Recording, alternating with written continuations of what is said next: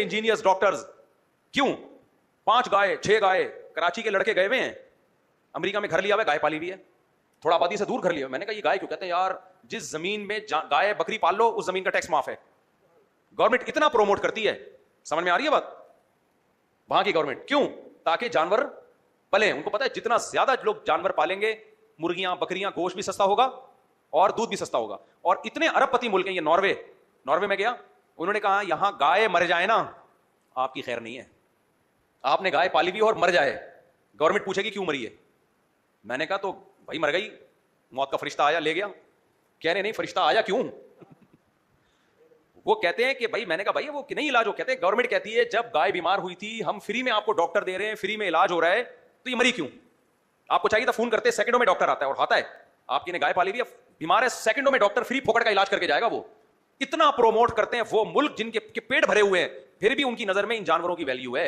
उनको पता है दुनिया में कहत पड़ा ना सबसे ज्यादा वैल्यू इन्हीं जानवरों की होगी। समझ में नहीं आ रही मेरा ख्याल है बात? इतना प्रोमोट करते हैं ये फार्मिंग को, मुर्गियों की फार्मिंग, बकरियों। मुर्गी नहीं मर सकती। अब वहां मुर्गियों का फार्म था अमेरिका में किसी का, देसी मुर्गियां पाली हुई हैं, कह रहे मर जाए तो हम छप्पड़ में दफन कर देते हैं उसको, ऐसे नहीं फेंकते। फौरन हुकूमती लोग आते क्यों मरी भाई, केयर नहीं कर रहे मुर्गी की तुम। हमारे यहाँ तो कितनी मुर्गियां खुदकुशियां करके मरती हैं। मुर्गे पीछे भाग रहे होते हैं, वो आगे आगे भाग रहे हैं, गाड़ी के नीचे आ गई। एक मुर्गी इसी तरह भाग रही थी, गाड़ी के नीचे आ गई, पीछे पीछे मुर्गा भाग रहा था, तो वो बेचारी गाड़ी के नीचे आ गई। मुर्गे ने बोला गैरत है, जान खो दी मगर इज्जत पे आंच नहीं आने दी। जान से चली गई मगर इज्जत पे आंच, गुलफाम भाई सुन रहे हैं, इज्जत पे आंच नहीं आने दी। खैर, तो हमारे यहाँ तो कोई पूछने वाला नहीं है। जानवरों के इतने, इन जानवरों के ना खासतौर पे जो फार्मिंग के होते हैं, इतने हुकूक हैं। आपने एक फार्म खोला हुआ है, 50 गाय आपके पास, उसके करीब में आप दूसरा फार्म नहीं खोल सकते। क्यों? वो कहते हैं अगर इनमें बीमारी आई ना तो उधर भी लगेगी, तो उसके लिए इतने किलोमीटर दूर होना चाहिए। और उसके बहुत हुकूमत बहुत सब्सिडी देती है, बहुत फायदे देती है, तो इसलिए पालो यार। मैंने अपनी घर की छत पे बनाया भी बकरियों का, बेहतरीन, अपनी ब्लॉग बनाऊंगा उसका, कैसे घर की छत पे बकरी पल जाती है। दूध जो आप पी रहे हो मार्केट से, इंजेक्शन वाला दूध है ये। इतनी हार्मोनल्स प्रॉब्लम आ रही हैं लोगों की बॉडी में, इतने मसाइल खड़े हो रहे हैं। दूध पीना है, डॉक्टर कह रहे हैं आजकल अपनी गाय का दूध निकाल के या बकरी का दूध निकाल के पी रहे हो, बस उसी पर इत्मीनान है आपको। उसके अलावा खालिस वालिस मार्केट्स पे क्या है, डब्बे से फिर भी बेहतर है ये गवालों का दूध पी लो, लेकिन इंजेक्शन तो लग रहा है ना। मैंने अभी गाय खरीदी है, वो प्रेग्नेंट ही नहीं होकर दे रही थी। इतनी बड़ी मसला हो गया। फिर डॉक्टर ने बताया कि ये गाय आपने जब खरीदी है ना तो आप तो इंजेक्शन नहीं लगा रहे, लेकिन गवाले तो लगाते थे ना इंजेक्शन, उनकी वजह से इनके रहम में इन्फेक्शन हो जाता है, तो प्रेगनेंसी में मसला होता है इन गायों के। तो क्या क्या मसले चल रहे हैं आप देखो, क्या क्या जानवरों के साथ खिलवाड़ बनाए हुए इन्होंने। तो इसलिए अपनी मुर्गी अपना अंडा, अपनी बकरी अपना दूध, अपनी गाय अपना वो खालिस है, उसके अलावा कुछ पता नहीं है। और ये जो मोटी मोटी मलाई पे मर रहे हो कि गाढ़ा दूध, ये वंडे वंडे खिला खिला के गाढ़ा दूध निकाल रहे हो, उसमें फैट ज्यादा होता है, मिनरल्स कम होते हैं। दूध गाढ़ा होना ये दूध के ताकतवर होने की अलामत नहीं। अंकल बहुत देर से बेचारे कुछ पूछने की कोशिश कर रहे हैं, बहुत माजरत। मुझे ये मालूम करना है जी, मुझे ये मालूम करना है जी, कि मेरा बेटा जो है वो इटली गया है माइक थोड़ा करीब रखिए जी, पढ़ने के लिए। हाँ, अब कुर्बानी करना है, वहाँ जहाँ करना है पाकिस्तान में करनी है, उनके नाम पे पाकिस्तान में करनी है कुर्बानी जी।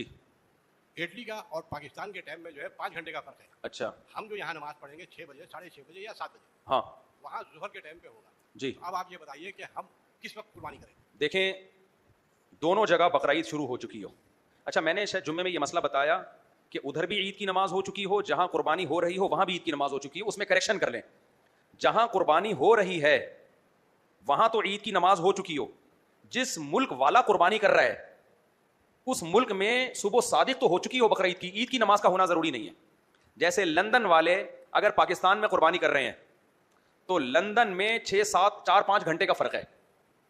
यानी हमारे यहां अगर 5:45 बजे ईद की नमाज होती है तो लंदन में उस वक्त 6 या 4-5 घंटे के बाद जाके सुबह सादिक होगी। तो लंदन वाला जब यहां कुर्बानी करेगा तो यह जरूरी है कि लंदन में सुबह सादिक हो चुकी हो ईद के दिन की, बेशक ईद की नमाज ना हुई हो, यहां कुर्बानी हो जाएगी, क्योंकि यहां तो बहरहाल ईद की, यहां तो जोहर का वक्त होगा ना, तो ईद की नमाज हो चुकी होगी। समझ में आ रही है बात? जिस मुल्क में कुर्बानी हो रही है वहां ईद की नमाज हो चुकी हो, जिस मुल्क वाला कुर्बानी कर रहा है वहां बकरा ईद का दिन शुरू हो चुका हो, सुबह सादिक हो चुकी हो। लेकिन अगर वहां बकरा ईद का दिन शुरू ही नहीं हुआ फिर यहां उसकी कुर्बानी नहीं होगी। तो दोनों जगह बकरा ईद होना जरूरी है। बकरा ईद यानी 10 जिलहिज्जा के सुबह सादिक होना जरूरी है दोनों जगह। और जिस जगह जानवर कट रहा है वहां ईद की नमाज का होना भी जरूरी है कि ईद की नमाज हो चुकी हो। इसका मतलब हो जाएगा? हो जाएगा, लेकिन लंदन वाला यहां कर रहा है तो यहां जोहर के वक्त में होगी। इटली वाला, इटली, हाँ, तो इटली में तो और देर से है। कितने घंटे का फर्क है इटली और यहाँ? 5 घंटे का 5 घंटे का ना। तो यहां जब इटली वाले की कुर्बानी होगी تو 6-7 گھنٹے بعد کرے احتیاطاً یہاں پہ، ورنہ یہاں جب بقرعید ہوگی نا عید کی نماز، تو اٹلی میں تو بقرعید شروع نہیں ہوئی نا، تو اس کی قربانی یہاں نہیں ہو سکتی، 7 گھنٹے انتظار کرنا پڑے گا. اگلے دن کرنا بہتر ہے. بہتر یہ اگلے دن کر لیں تو بالکل بے غبار ہو جائے گی. یہاں سے کوئی سوال؟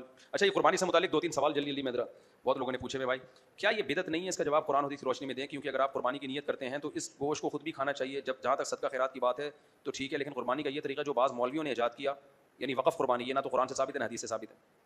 وقف قربانی، یہ وقف ایک اصطلاح ہے، وقف اصطلاح میں کوئی بخل نہیں ہے.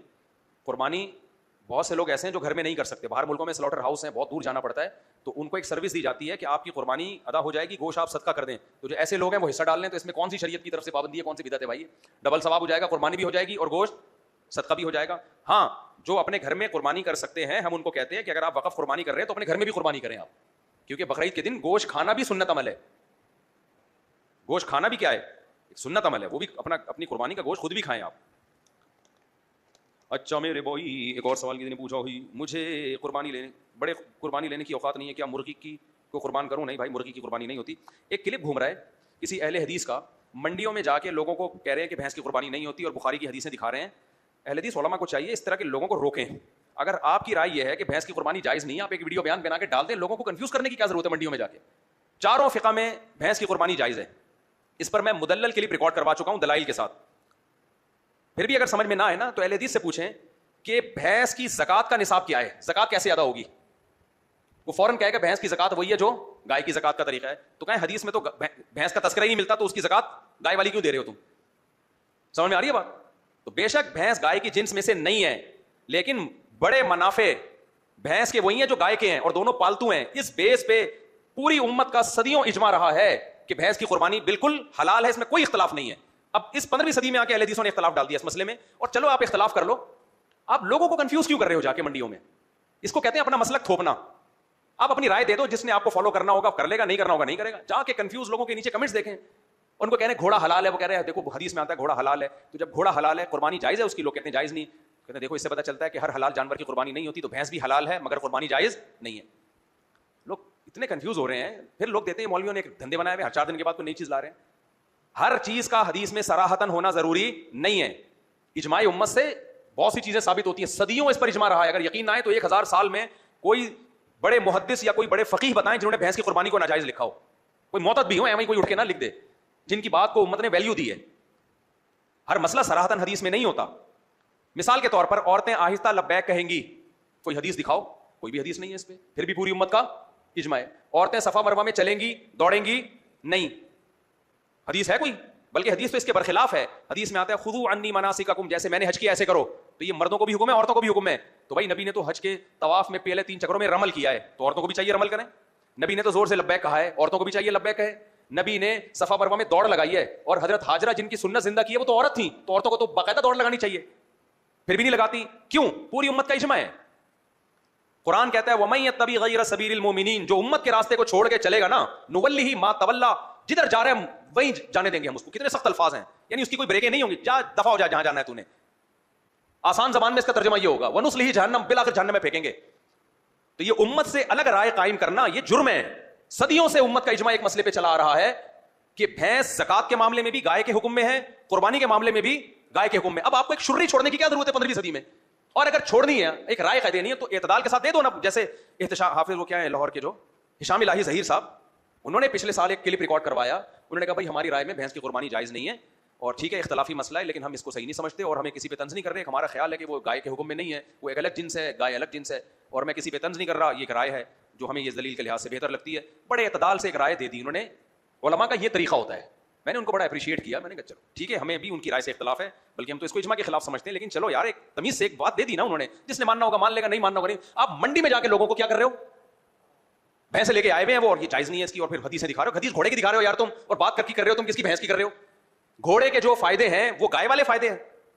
شریعت حقیقت کو نہیں دیکھتی. شریعت کو میڈیکلی کیا کرنا ہے کہ گائے اور بھینس الگ الگ جنس ہے، کیا کرنا ہے شریعت کا؟ اس سے لینا دینا کیا ہے؟ ڈاکٹر کہہ دے بھینس الگ جنس ہے گائے الگ جنس ہے تو کیا کریں؟ استعمال میں دونوں تقریباً ایک جیسے ہیں. تو شریعت تو ظاہر کو دیکھتی ہے، جو حقیقت ہے. حقیقت سے میری مراد جو عوام کیا ویلیو دے رہی ہے اس کو. تو گائے کے اور بھینس کے بنیادی منافع ایک جیسے ہیں، تقریباً ایک جیسے ہیں.